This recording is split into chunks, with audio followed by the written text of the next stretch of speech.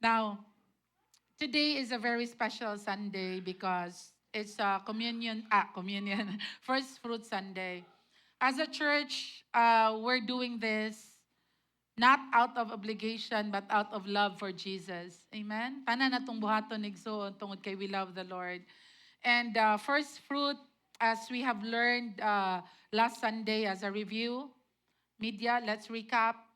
First fruit is why first fruit? Letter A, slide 8, because of the powerful significance of God. When you honor the Lord sa imong unang bunga, ahagi ka netong unang bunga, tanan nga una nga ihatag ni Lord in your life, even if dili siya January. But we honor God karon because halos kita tanan, we are employees. And tungod ana, ang una nato nga income sa January, mao na atong first fruit. Maglain ta og best gikan sa atong January income. First fruit igsoon is so significant because the Lord, ingon ang Bible no, that gusto nako na ako ang first sa imong kinabuhi. He wanted to make us understand nga siya ang una, no? Una sa imong life. Deuteronomy chapter 4, verse 4 to 5. Hear, O Israel, the Lord our God, the Lord is one. Love the Lord your God with all your heart, with all your soul, and with all your strength. No, and the Lord wanted us to understand nga nahigugma bagyog kanako. Igsuon, the Bible is very specific in Matthew chapter 6. Let's go to Matthew chapter 6 verse 21, slide 23. For where your treasure is, there your heart will be also. I have taught last Sunday that treasure means your time, your talent, and of course your money. So these three are our treasures. And when you give it to the Lord, you're showing to God that, Lord, I love you, God. Because kung asa imong kasing-kasing, naa didto ang imong treasure, igsoon. When you disciple your children, when you spend time with your children, you know time is a treasure. And dili na mabalik. No, time is gold. And when you choose to spend time with the people you love the most, that is saying treasure mo nako because naghatag kog time sa inyo. And it's the same with God. Kung musimba kag Sunday igsuon, meaning, Lord, akong time, which is so precious, akong ihatag sa imo because you deserve it. You deserve my time. And when you have that understanding, kung unsay treasure sa imo, unsay importante sa imo, and imo siyang ihatag kang Jesus, pasabot ana kay love kay nimo siya. Nganong grabe kita maghatag og time, effort, og kanang kwarta nato no para sa atong children, sa atong mga anak because love kay nato sila. And many of the parents here must love pa nato atong children compared kan Jesus, right? That's why we need to check our hearts. Kinsa man gyud mas love nimo? Si Jesus or imong children? Si Jesus or imong work? Si Jesus or imo ang business? Because the Lord wanted us to understand that He's a jealous God. Ingon diri sa ato ang isa ka verse sa gitudlo last Sunday, that I am a jealous God. Exodus chapter 20, verse 1 to 6, verse 5, slide 21, ingon dira, I am a jealous God. Kinsa may pinaka-precious sa imo, kinsa may pinaka-importante sa imo, no? God wanted you to understand na, anak, ako na dapat. Dili imo education. No, we force our children to go to school. We force them. 3 pa lang ang edad, excited na kita magpa-enroll kay education is important, right? Kapuyon ang bata, katulgo ng bata, anak mo, eskwela ka. Tanan nga strategy para mo eskwela atong anak. No, tanan, pamuyok, pamunal, balance of all. Para lang mo eskwela siya. Imo siyang i-reward, imo siya i-discipline, balance si tanan. Para lang mo eskwela siya. Because we believe that education is very important. Pero do you believe that church is very important to your children? That Bible study, teaching them the Word is very important to your children. Pero dili na to sila pugson. Dili na to sila birahon og Sunday morning. Dili na to balansihon ang reward o ang bunal para lang musimba silang Sunday. Why is that? Mindset. Your belief system. Many of us today believe nga education is the key para mo-asenso ang bata. Well, I disagree as a pastor. Nga naman, tungod kay daghang bright, daghang banggiitan, igsuon, nahimong ordinaryo ra nga mga tao. Bright, banggiitan. Ordinaryo nga income, ordinaryo nga not influential, ordinary. Bright kayo. Because dili ra gyud na mo Yahweh igsuon. Can I hear an amen? The fear of the Lord mo na'y maghatag wisdom sa tao. And ang fear of the Lord, mahitabo na siya kung makaila siya sa iyang Ginoo. Nganong as parents, kinahanglan man mahadlok atong mga anak sa tuwa. Not that mahadlok yun sila lang, they know that they're loved. Pero kinahanglan sila mahadlok, kinahanglan sila tinudon. Ngano man, tungod kay, if dili na i-implement sa parents, your children, ingon ang Bible, no? Buhaton nilang sa ilang gusto buhaton. Children, meaning kung imong anak, let us say, 15 years old below. Pag moabot na silang 16, and we miss it, ang pag-reinforce sa ilaa of reading the Bible, of going to church, of serving God with their time and their talent, we will not be able to bring them. Nga ikaw as parent, but the Lord is able to bring them. There is still hope. Amen? Pila sa tuan na born again dari college na. Pila sa tuan na born again, dagko na ta. Because the Lord will not stop. That's why, if we failed as parents, shake it off. The Lord has forgiven you already. You have a brand new year, brand new start. Let the Lord work. Can I hear an amen?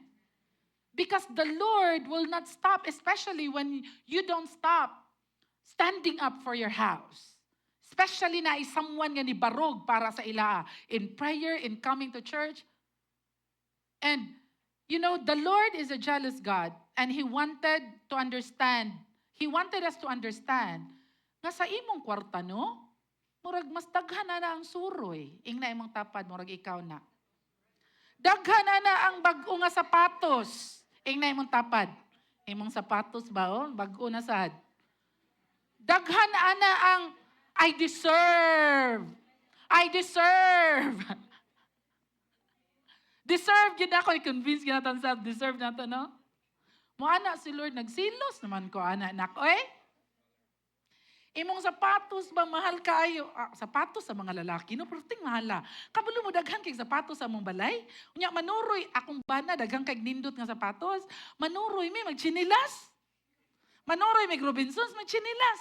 Magunsa din ay mong sapatos, diha nga nindot. Mang basketball ra na. Napason po sa iyang mga anak. Manuroy, may ako mga anak, magchinilas. And siya, maamong sapatos, pang basketball ra na. Naunsa, nahirag yun mong mindset. No? Mahal kay na, dili pang basketball ra yun. Unsa naman ni, oy? No?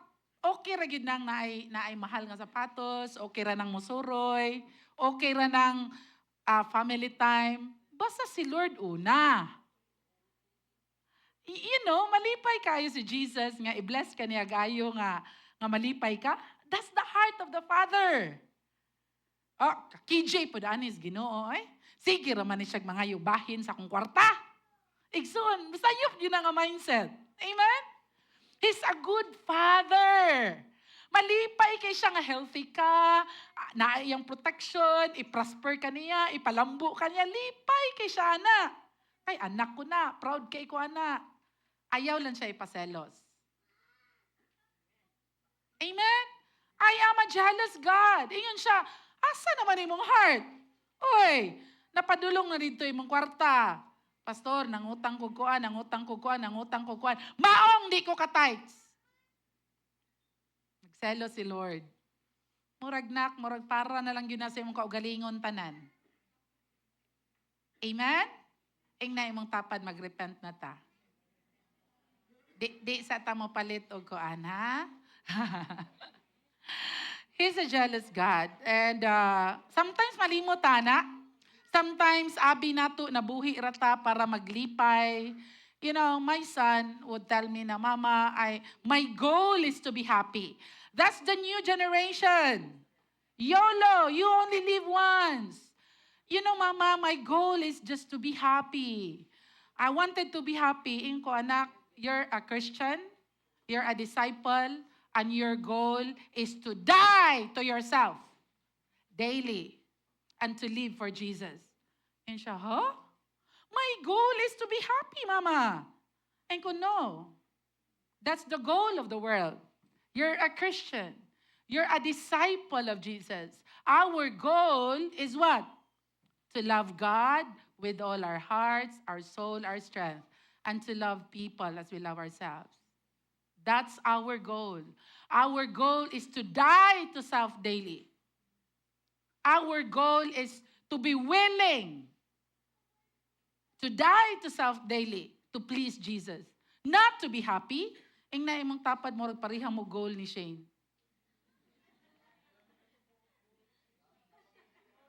Murag pareha mo goal ni Shane, no? I was once like that for years. My goal is to be happy. Happy. I wanted to be happy.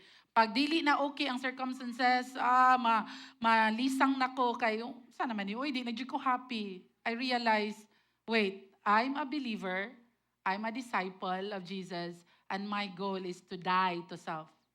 Nga nung nag-struggle man ko, because wala na ako nakuha akong gusto. I wanted control. I wanted to do what I want to do. Now, nalimot kong pangutana, Jesus, Holy Spirit, what do you want me to do? Because pag mubuhat ta sa unsay makalipay nato and makapag-grieve sa Holy Spirit, igsoon, that's not your design. Wala ka gihimo sa Dios. Wala ka niya giluwas gikan sa pagkamiserable, makasasala, palpak, makauulaw nga tawo to who you are today, just to be happy. Pastora, mag-first fruit offering na sad. Dako ang makuha sa ako ang kwarta. Naaunta ko'y budget. Igsoon, once you understand first fruit, you'll be excited to give. Once ma-break imong mindset and understand it, you'll be excited to give. First fruit, let's go to our last text ate. Unsa di ang benefit when you give your first fruit to God? Exodus 23, verse 14 to 15. Each year, you must celebrate 3 festivals in my honor. First, celebrate the festival of unleavened bread for 7 days. The bread you eat must be made without yeast, just as I commanded you. Celebrate this festival annually at the appointed time in early spring, in the month of Abib, for that is the anniversary of your departure from Egypt. No one may appear before me without an offering. As you harvest your crops, bring the best of the first harvest to the house of the Lord your God. You must not cook a young goat in its mother's milk, but if you are careful to obey him, following all my instructions, then I will be an enemy to your enemies. I will oppose those who oppose you. You must serve the Lord your God. If you do, I will bless you with food and water. I will protect you from illness, and there will be no miscarriages or infertility in your land. Now, appearing before God 3 times each year is a law sa unang panahon. And we're not under the law. We're under the grace. We're not appearing before God 3 times each year kay nag-obey tag Old Testament law. No. Nganong nag-appear ta before God 3 times each year? Because this principle brings these blessings from God. Ang saad ni Lord dili mausab. Ingon siya sa iyang word, I, the Lord, do not change. Kung kinsa siya nga Ginoo sa una, mao siya nga Ginoo today. Kung niingon siya nga kung i-honor ko ninyo sa inyong first fruit, sa inyong unang ani, I will. He is the same God. Wa siya mausab igsoon. The issue of our generation today is kinsay una sa imong heart. Baryonon ba? Utang ba? Bakasyon ba? Laag ba? Bago nga whatever? Or si Jesus ang una, basta January? Or any increase of the year? As what I have said, first fruit does not necessarily mean January. For example, you're promoted sa June. Na ay increment pagka June. Nausab imo ang salary grade pag June. Then gikan sa imong increment, give God your first fruit. Bahalag June na siya. For example, una nimo nga kita sa imong investment. Una. Sa tanan nimong investments na ay una. Then maglain ka, Lord, first fruit na ako ni kay una ni. The principle of first fruit is so precious to God that we do it today not by law, but we do it with the understanding that the same God siya. Unsa may saad niya kung mag-first fruit ka? Kanidang paghatag nato ni Lord sa atong gikan sa atong ani, it's a reminder nga gihawas kaniya gikan sa slavery from Egypt to freedom today. Every time you give, kabalo ka, ang kwarta manggudigsuon, resulta na sa tanan nimong ka-bright, resulta na sa tanan nimong efforts, resulta na sa tanan nimong gitagaan og oras. Mao na siya ang kwarta. That's a result of everything that who you are. Mao na siya ang pinakalisod ihatag sa Ginoo. Because we think, ako aman eh. And the Bible is saying that I take ownership of all the first. Tanang una, ako ana. Ownership. Ingon si Lord. That's why kasi mga magulang dere be, eldest. Raise your hand. Mga eldest be? Eldest.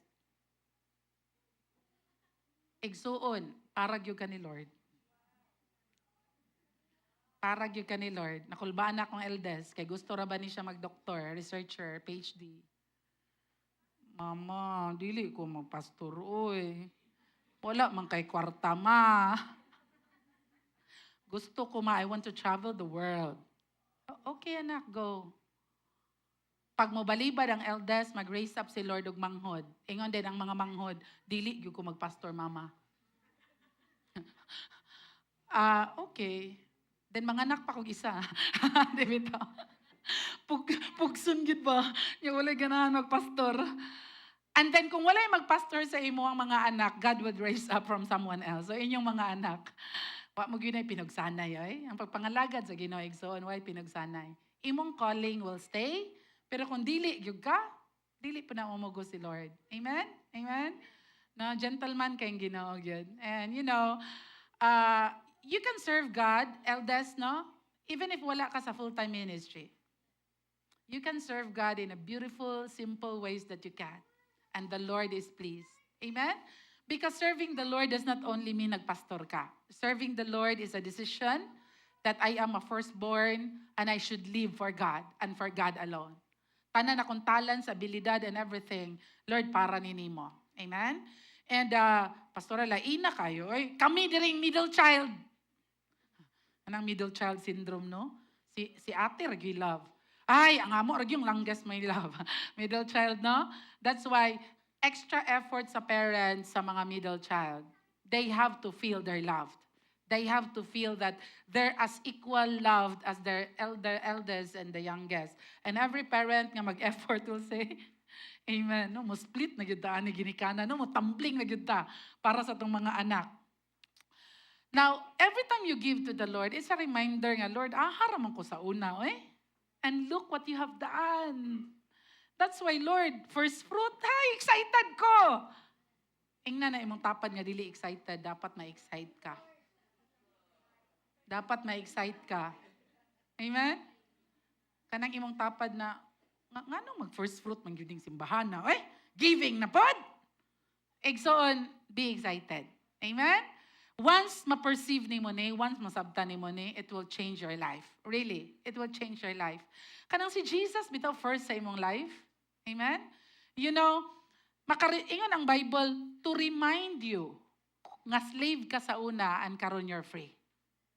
To remind you nga sa una, unsa ra gyud ka lisod, kapait, and now you're, wow, because of Jesus. It's not because bright ka. Ingnan na imong tapad nga nag-think bright kay siya, og maayo siya, dili na tungod nimo. Kay partner nimo si Jesus. Amen? Factor gyapon ng kahago, oy. Factor gyapon ng effort. Factor gyapon ng mituon ka. Factor gyapon ng ni-decide ka nga magtinarong sa imong life. Dako ka na siya nga factor. Dili ra na siya kan Jesus ra. Partnership. Amen? And to remind you kung aha ka sa una and where you are today. And first fruit also, or appearing before God 3 times each year, ingon si Lord, I will be an enemy to your enemy. Kinsay dili ma-excited, ana, oy? Kinsay daghang enemies, dere be? Ambot na lang yun, daghan kayong di ganahan. Di ganahan ako. Daghay makigkontra nako. Igsuuning ana yun ang bida, oy. Di ba? Kung ang bida, naa yun ay mga kontra. Amen? Anaon na lang na ito pag-think. Para di kayo magsakit na itong heart. Amen? But ingon si God, I will be an enemy to your enemy. Wala, dili nakakinanglan mag-effort nga mag-revenge. Uy, grabe lang gibuhat sa imo, unfair kay lang gibuhat sa imo, sayop ilang mga gistorya against sa imo. Just worship Jesus. Ingon siya, I will be an enemy to your enemy. Amen? Ingon pag siya sa iyang word, ako'y manimalos para nimo. Ingna imong tapad nga naay kontra, busa relax. Relax. Amen? Pasagdi sa sila. I will oppose those who oppose you. Grabe. I will oppose those who oppose you. And ingon ang Bible, basta you will just serve God with everything that you have. Ingon siya, I will bless you with your food and your water. Igsoon, kabalo mo what's beautiful when the Lord blesses your food and your water? You will not be sick. The blessing of God stays in your food and your water. And every time you drink, every time you eat, thank you, Jesus. Thank you, Lord. And you have this understanding that I will live and not die. I will have wisdom with my food, with my water. And ingon pa gyud siya, kung naa nay sickness nga nahitabo or naa sa iyong pamilya, I will remove the sickness in another context. Here is I will protect you from sickness. The protection of God for you and your household igsoon. If you just kwintahon nimo, kinsay mga kuan deribi ka ng mga kwintador, kwintador. Ako mga anak na maligya karon og chocoball sa eskwelahan para makapalit sila computer. Sige katawa ilang papa. Ana siya murag wala gid nimo gitrain, wala gid nato gitrain atong mga anak sa perspective or concept nga ilang papa ka-afford yun og brand new nga computer. Kung ka-afford lang. But we want to train them to earn. Kung unsay, di man gud na nila need. Naaman sila yung computer karon but dili paspas. So ang paspas na computer, that's a want. We provided them with a computer. That's so minimal. Tagaan sila sa ilang lulag computer, nagpalit big mga second-hand na computer para sa ilang schoolwork. But they wanted to have a high-end computer for games, for example, and for editing. Mga, dili siya basic need ba? So I want them to earn it. I want them to learn how to earn money. So, gisupport na ko sila. Ang pinakauna nga batch sa Chocoballs, ako'y nihimo. Sa second batch, ko dili magsilbi. Inyo ata ng kita. Ako ang production. Ako'y nangumpra. Ako'y gahimo. Hoy, kakapoy! Well, naminaw ko gwali. Well, naminaw ko sa among professor. Sa kanabitang among mga recorded nga klase kay mag-exam ba ya, magsulat og paper. Well, naminaw ko, gahimo po Chocoballs. Kapuya ba dahil sa likod aning manegosyo? Pero lalipay sad ko, kaya at least dili ko sigig lingkod. Di ba? Ka magtindog man ka, maglakaw-lakaw ka, kaya trabaho ka, well, naminaw sad ko. So, ingon ko nila sa next batch, pagkasunod adlaw nga Chocoballs, kamoy mangumpra, kamoy production. Kay inyo aman tanang kita, di man ko mangayo. Iuli ninyo sa akong puhunan. Mama, uy, ipauli pang puhunan. Alangan, business! Siya, okay. Di ba? We talk business. So, we learn about investment. Mama, na ako'y classmate gusto mag-invest sa Chocoballs. Da! Na ay investor. Okay. unsaon ang kita ani? Okay, ing ani ni basta investment. Malingaw na lang ni. And we're talking about 300 pesos ha? 500 pesos. We're not talking about big money. Chocoballs are good na. But they understand production, they understand investment, they understand kita minus puhunan, and they understand tithing. Ingon pagyug ko karon. Sa tanang kita ninyo sa chocoballs sa pila ka adlaw. First fruit. Mama, oy, tanan. Of course. First fruit. Ma, gikapoy ba jud kay kog baligya ato ma. Grabe na gyud akong diskarte. Sigab katawanan kay mo diskarte. Palit na mo ba para nay makaon akong mama. Anak, maulaw ta. Makakita sila nako. Mo ni way kaon. In taon anak, that's not good business salesman. Eh siya dili ma mo palit gud sila ma. Ay ko what? Kaya, mag-search sila sa kungalan. Hala ka, uy, naka-makeup man niyang mama niya. Wagi kaon. Hallelujah. Ang kunak, tarungan, nak. Dili ing anak. Nak, kay pagpamakak man na. In siya, aw. Sige ma, usabo na lang nako ma para na ako'y mapalit nga computer. Sakto. Di ba? So, di ka afford inyong parents. It doesn't matter, anak. No? So, mahimuot na lang tanang para na makaon inyong mama. Grabe na yun nga level. But, igsoon, balik ta sa topic, no? Ang first fruit is really challenging and something that you look forward. Sometimes, no, lisod mo guni itudlo. Actually, kini nga mga concept lisod ni itudlo. Kay ang kwarta lisod ihatag. Amen? That's why, kung wala ka nakalain og first fruit karon, okay ra gyud. Every time bitaw magtudlo ta giving there is a church, you know, if you want to be blessed financially, you have to learn to give to the Lord financially. If you want to be blessed with love, you have to invest love. If you want to invest, so you reap what you sow. Always yun na. Dili nang muhatag ko kwarta para mo earn ko love. Dili. Muhigugma gyud ka, mupasaylog gyud ka. Muhatag gyud kag second chances, third chances. Kay kanang imong gitanom, mubalik na nimo. Pero kung gusto ka og moani po ka financially, you support the ministry. Do you get it? Amen? So it's always like that. Now, first fruit will give you that assurance na walay miscarriages or infertility in your land.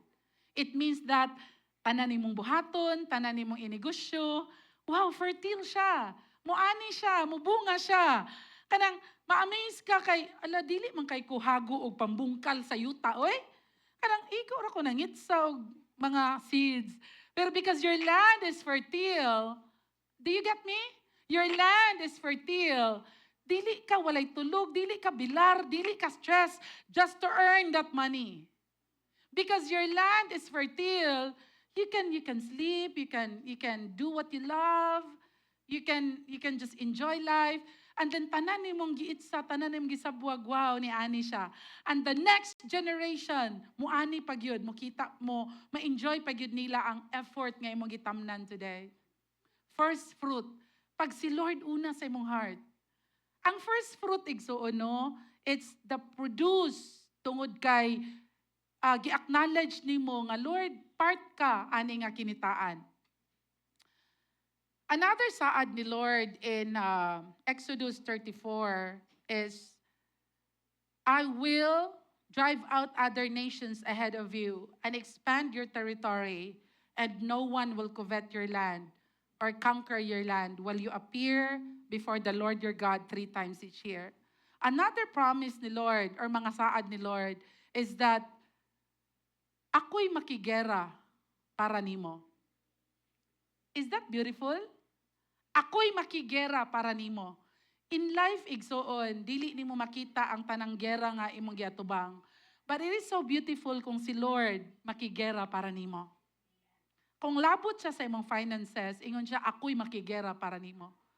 Another promise niya is i-expand nako imong territory. Kung unsay naa nimo today, ako mo'y magpadako ana. Amen? That's why giving is a privilege. Being partners in the work of the ministry is a privilege. Thank you, Lord, nga anak ko nimo. Thank you, Lord, nga naa ko ani nga church. Thank you, Lord, nga daghay ma-accomplish ni nga church tungod kay part ko ani. Amen? And the Bible says, walay pwede mo kawat kung unsay imoa. You know, this is so powerful because you can build. You can padako ka, establish ka financially. And then one day, pwede na mawala sa imo tanan. But when si Lord first sa imo ang life and finances, ingon siya walay pwede mo kawat kung unsay imoa. Is that very kanang morabitag ma-excite ka to be partners with the Lord financially? Kay igsoon kung business-minded ka or businessman ka, always gina siya na ay murag up and down sa business. Pero kung si Lord first sa imong finances, pwede ka matulog sa gabi and say, Lord, I just claim your promises. Amen? You will fight for me, you will expand my territory, and tanan nag-build na ko, walay pwede mo kawat or mugubaani. Are you excited? Amen? As we prepare our first fruit today, for those na wala nakaandam, it's okay. Amen? First fruit is not sinsilyo igsoon. It's not kana bitang, okay, mag-first fruit ko. No, yeah, mas mahal pang Jollibee kaysa sa mga first fruit. No, it's not a first fruit. Amen?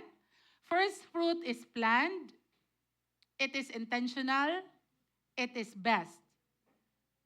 If wala ka nakaandam, ana, it's okay. Do you get me? Ang simbahan igsoon, igo ra siya mo tudlo. Pag dili pa ka prepared today, it's okay. Amen? Dili siya kanang pugsun yun ta. No. Sa mga nakasabot, o sa mga excited, o sa mga naka-ready. Amen? So, now you can give your first fruit by bank transfer, or GCash transfer, pero you have to write it down in the envelope. Why? Because we will gather your envelopes and we will just pray over it and declare that the Lord will be true to His word. No? So kung wala ka nakaandam today, you can give your first fruit at the end of February, or you can give it sa March na. Do not give by compulsion. Kana bitaw, ay karon na di, ay, hala, wako kabalo. No, do not give that. Amen? First fruit is so special to the Lord na siya ang mag-deal nimo ana. And it's okay nga di nimo siya mahatag today. And it's okay nga, as a family, you just come to the Lord. Kay, kabalo mo nindot kayo atong background. Karon kita mapapicture. Amen. But your first fruit, pwede na siya, Pastora, I am praying about it, nakasabot ko karon, and siguro mga end of February na ako mahatag, or March na ako mahatag. But today, let us declare that as a family, you will be able to excited sa breakthrough karong tuiga. Do you get me? Do not give by compulsion. Do not give nga wala nakaplano, wala nagdali-dali ka. And it's okay na karon nga year pastora apiki jud ko. Sa mid-year na lang ko. Sa July na lang ko mag-give ka sa Ginoo. And it's okay because we appear before the Lord 3 times each year. Amen? 3 times each year. July and then December. That is who we are. This is who we are. We believe in the Old Testament and in the New Testament. Amen? So, by families nga ready na, let's all stand up and then let us honor the Lord, no, by giving our first fruit today. Can we bring the kids up so they could join their families? Can you put it down?